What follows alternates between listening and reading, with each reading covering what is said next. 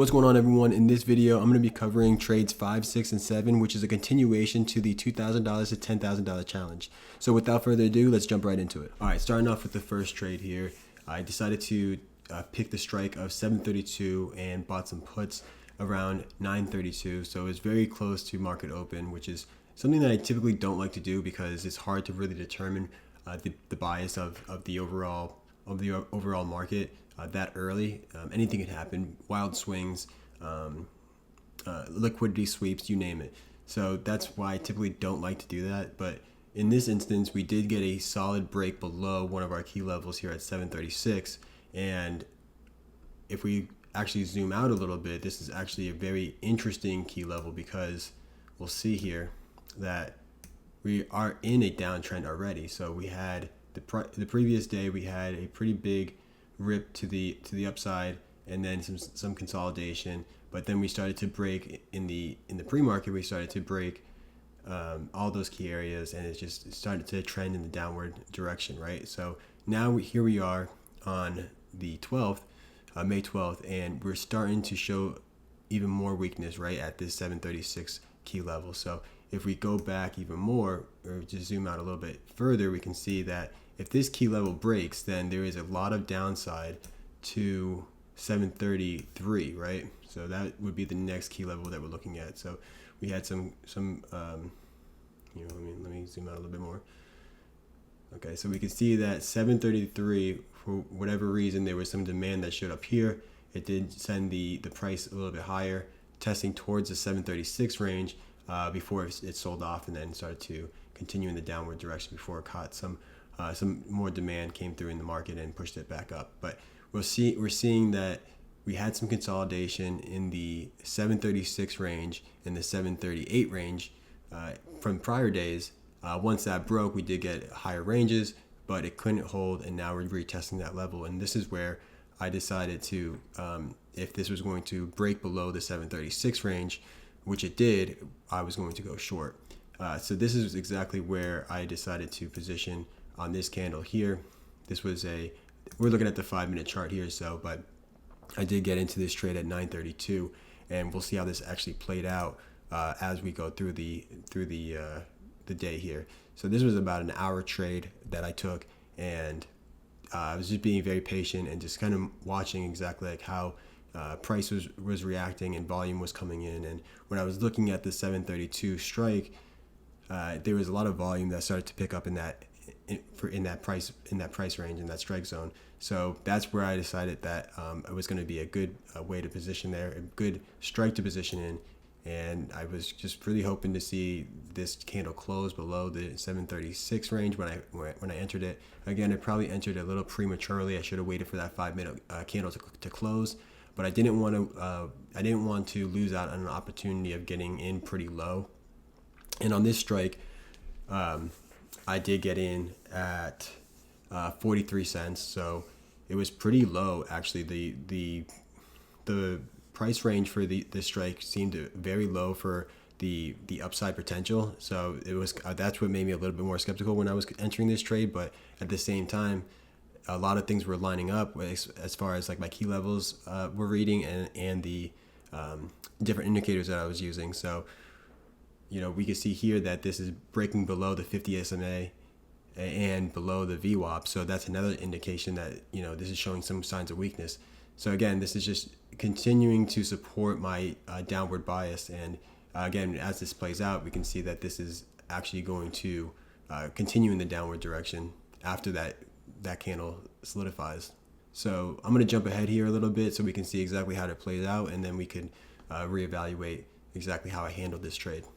All right, so I jumped ahead about 20 minutes, and I actually wanted to show this to you guys just so you guys can understand exactly like what you should be looking for when you're jumping into a trade and how you should be navigating the market. So like I said before, I did jump into this a little bit prematurely when I saw this break below the 736 range, but really you want to wait for that retest, right? So if you ever get a breakout in any chart that you're looking at, in any trade that you're looking at, you want to make sure that you're being patient enough to wait for the retest to confirm that it's going to go into the direction that you're deciding to trade in, right? So ideally, what I should have done was waited for this candle to close, this first 5-minute candle to close, and then I should have waited for it to retest that key level of 736 before entering. So I think the more ideal area to enter and the time zone to enter would have been around about 9:40, right?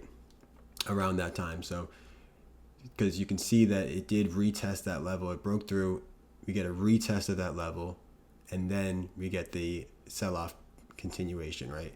And that's exactly where we want to look for. We want to get a confirmation of the break. We want to wait for a retest.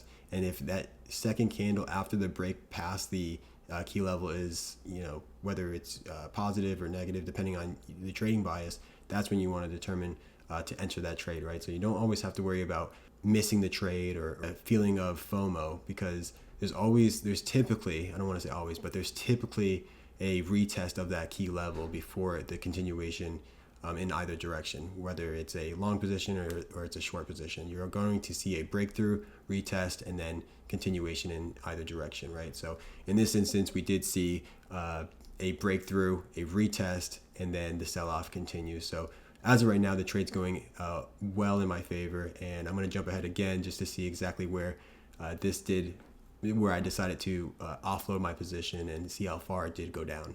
All right, so jumping ahead to around the 10:30 time frame, you can see that there was a bit of a market reaction trying to push push the price back upward, but ultimately it got rejected off of the 50 SMA and the downward sell-off continued, right? So this again is still showing a positive trade, and right now I'm getting ready to close out my trade, but I'm still waiting for that big sell-off towards the 733. So again, I did get in a little prematurely. There was probably a little bit of luck on my side because, of course, this could have been a liquidity sweep here, whereas there's a break below the key level. And this is where a lot of people are taking some trades or even buying, and you can see that from this hammer candle here that there's definitely some people buying. So there is definitely a potential for this to go in the up direction, right? However, it ultimately did sell off and turn in our favor. So definitely got pretty lucky on this one, I would say. But also, there was some skill based behind it as well, right? Because I did wait for that break below the key level and was watching to see if it was going to hold. So there was other things that I was using as well, such as my indicators. With it breaking below the VWAP and below the SMA, there was a high conviction that it was going to go in the down direction just because it wasn't holding those ranges. It kept once it broke that and it retested it, it did fail again. So again, this was just another trade that went really well, and I'm trying to see. I think it just froze up on me real fast. So let me see. I'm going to try to unfreeze it and get it to the point where I did offload my contracts so we can see exactly how low it went before I closed out this trade. So we did get that sell-off all the way down to the 333 range key level, and this is exactly where I decided to offload. So selling my position, closing out my position for $100 profit on this candle once it started to sell off aggressively down towards the 733 range. So again, I was in at the 732 strike. We got in right when this broke at a 43 price range, and I bought 12 contracts on that. So I'm in this at 12 contracts. The price did retest that level and confirmed that it was going to sell off based on the rejection at the retest. We saw some retest on the VWAP and the 50 SMA, but ultimately the sell-off did continue down towards the next key level at 733. So this was a fantastic trade, and logged this one into the books, and I was really happy with how this turned out. So again, I actually did go in pretty light with this one, but a win is a win, and I was really happy with how this turned out. So I'm not gonna be upset that I didn't add more to my position or over leverage, because sometimes you get eager with your trades, you over leverage, and they go against you, and you end up losing a lot more than you really wanted to, right? You just kind of got blindsided to the fact that the profit's there, the profit potential is there. However, you don't necessarily always consider the downside potential that is very much a possibility as well, right? So this was, again, like I said, this was a great outcome to a very early on trade, because usually I don't take trades this early. I usually like to wait a little bit for the market to settle and kind of determine which way it's going to go. However, this was an hour trade, and it was the first hour of the market open. So I was done very early this day, and I was really happy with the end results. So now we're going to move on to the next trade, and we're going to see exactly how we don't want to trade in the markets when you're not sure. All right, so jumping into trade number 6 of the challenge, this actually occurred the next day, the very next day, and you can see that how the market reacted with the sell-off. So it did break below the key level of 733. It tested 731, and then it ripped, caught some momentum to the upside, right? So going into the next day, I wasn't really sure if the upside continuation was valid. Based on how the SMAs were reacting, right? So we have the 50 crossing to the downside below the 200 SMA. So in my mind, that was a very bearish signal. On top of that, we were having some weakness holds at the 739 range, where we could see pre-market where it was just selling off aggressively in this area here. We did have a bit of a retest above that range at the 738 range, but once market opened, you have an aggressive sell-off down towards 736 before it captures some momentum up to the upside. So this is where I was looking at a retest area, a retest entry at the 738 range. And you can see this is actually the candle that I added my position to. So zooming in here, you can see that it breaks above the 738 key level. We are seeing some hold and some pressure holding above that key level.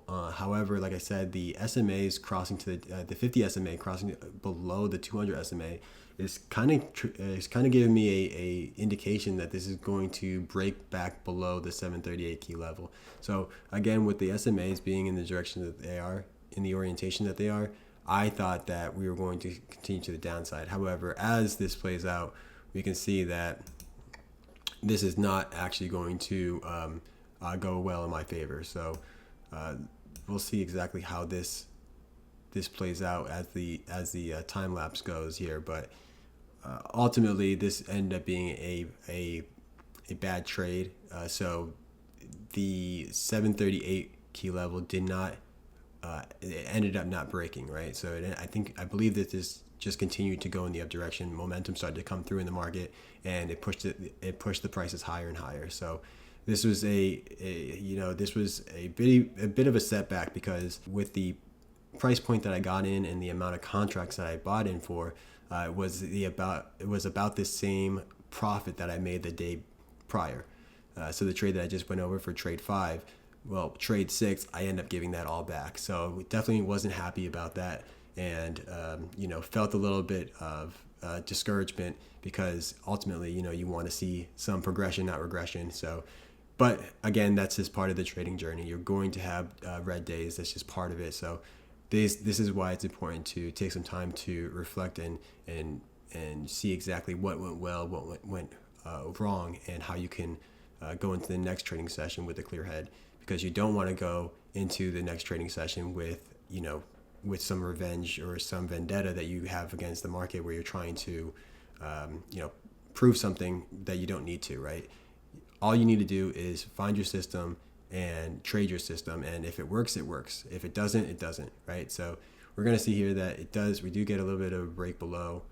I'm going to jump ahead here to see exactly how this played out, because I know this was, this trade didn't go my way, but we are seeing some sell-off here.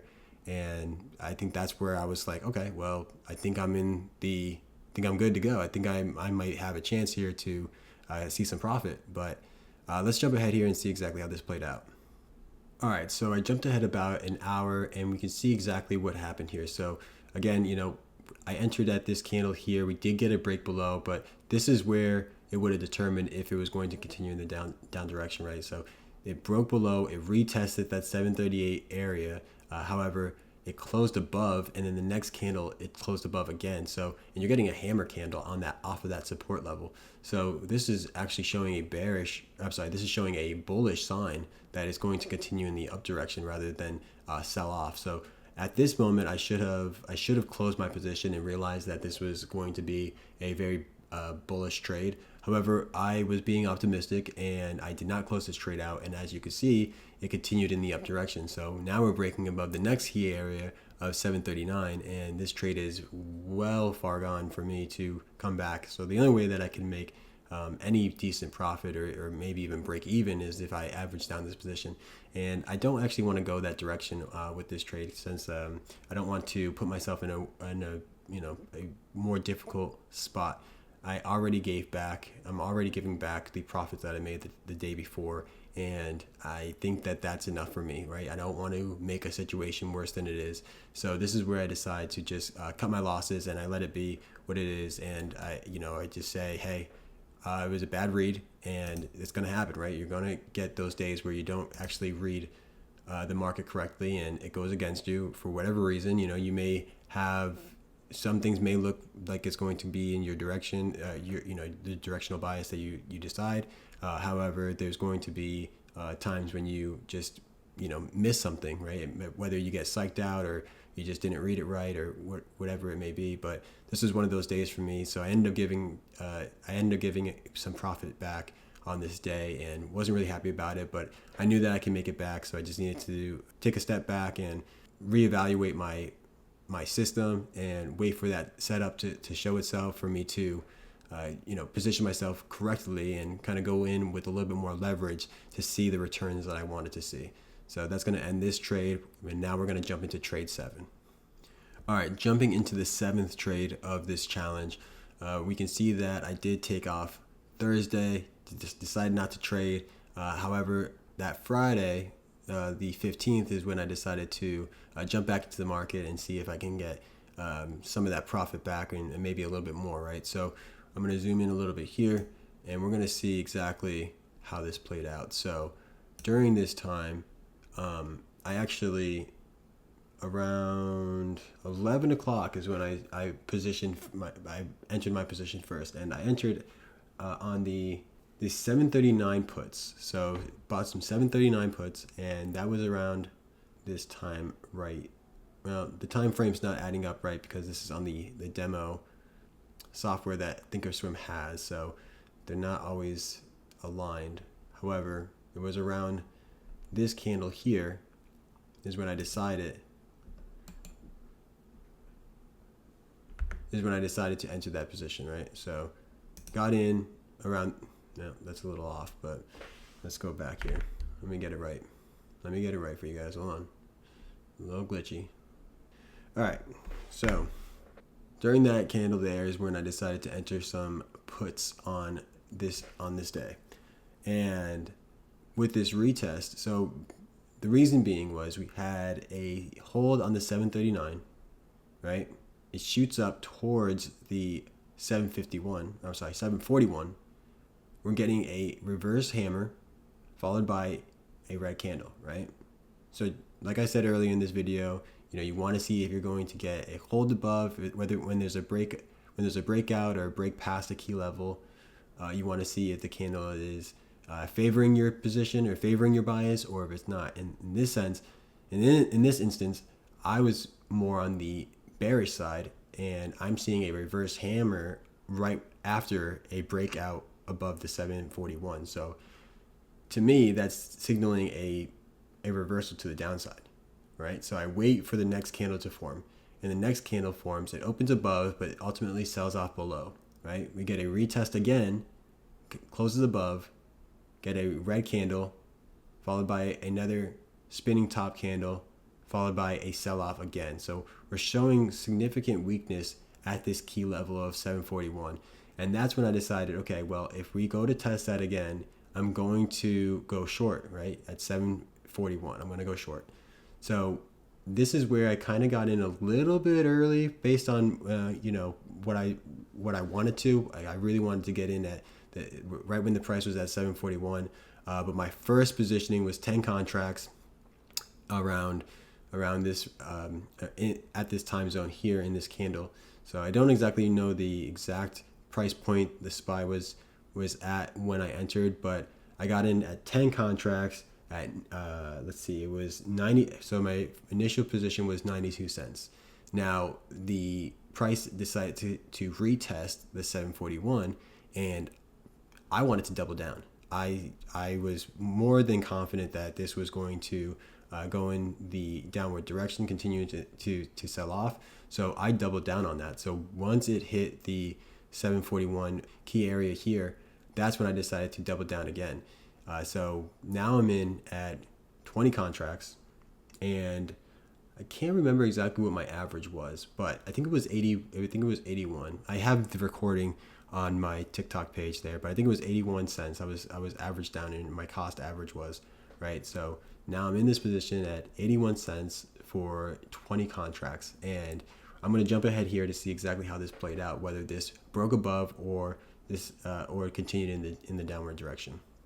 All right, so jumping back into it, and this was actually only about 20 minutes into the trade after I doubled down, right? So this is this was my initial buy-in of 10 contracts, and then once it retested again, I doubled down and I went in for another 10 contracts. So I'm in at 20 contracts with an average cost of 81 cents, and you can see that did reject. We got another reverse hammer at that key level, and then we get a sell-off continuation, right? So this is turning out to be a very great trade for me, and we're seeing it going down towards the 739 range to retest that level. Basically what I was looking at was we are looking at just our key levels, right? So if I zoom out here, just while that's kind of taking some time to load, I'm going to zoom out and explain to you why I decided to go short.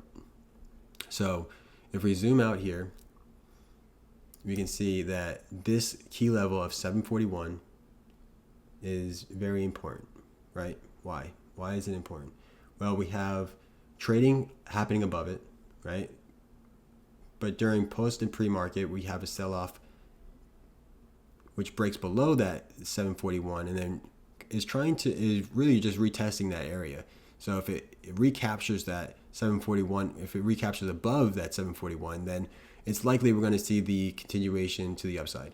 However, we're seeing a lot of selling pressure at that range, right? So why is that? So let's go back a little bit here and see exactly what's going on. So if we zoom out, all right, so here we can see that there was some consolidation at that 741 mark, right? So you see it rips up towards 741. You're seeing some red candles, and then it ultimately breaks through, and then it continues up, right? Okay, so that's one indication that that's a key level, right? And let's see if we can go back a little bit further to see what's happening here. Okay, let's see. All right, so that was one. My data doesn't go back far enough to show much more than that, but we are seeing a break above the 739 range where it's kind of struggling to hold in that area, right? So we break above 739 and it sells off. So in this trading zone, there's some weakness happening, right? So we can use that and leverage that to make our decision for future trades, and that's exactly what happened here. So if we move back towards the current day that we traded, we can see that when it got into that trading range of between 739 and 741, we are seeing that weakness unfold. All right, so now we got the software to kind of catch up to where we were at with the trade here, and we're seeing that the sell-off is continuing down towards the 739 key level, and this is around the range where I decide to offload my position, right? So I wasn't really going to wait to see if this was going to break below the 739, because since this is an area we're seeing some buying pressure, some buyers show up here, right? So I don't want to get greedy at this point and wait to see if this breaks below, retest, and then continues in the down direction. No, that's not what I'm going to do here. I already caught the move at the top of the previous key level, right? So I'm already in with 20 contracts at the top of the channel.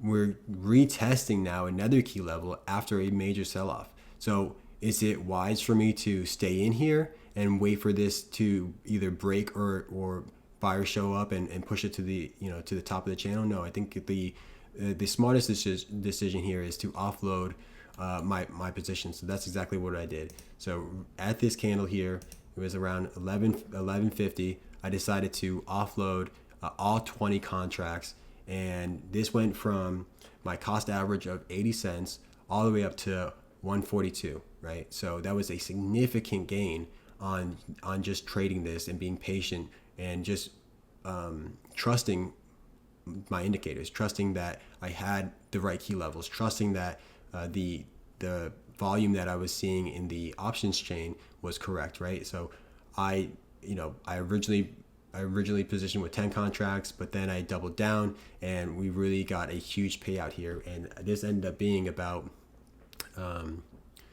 what was it? It was a $1,220 profit on this trade alone, right? So again, I didn't want to get too much. I didn't want to get greedy. I mean, I already was in profits so much. There was no need to wait for any more of a profit. So there was, we are seeing a break below that 739. So I could have made more potentially, but again, I don't want to risk it going against me, right? This volume could come in because we are seeing that happen here.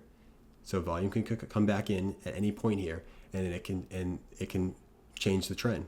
So again, there's just no need for me to get greedy here. I'm already up a significant amount on this small account.